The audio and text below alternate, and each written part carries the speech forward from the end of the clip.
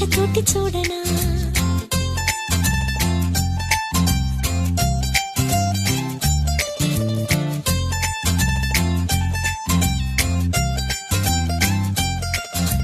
జోల పాట కోసం ఉయ్యాలలోన చంటి పాపలాగా కోడి కూత కోసం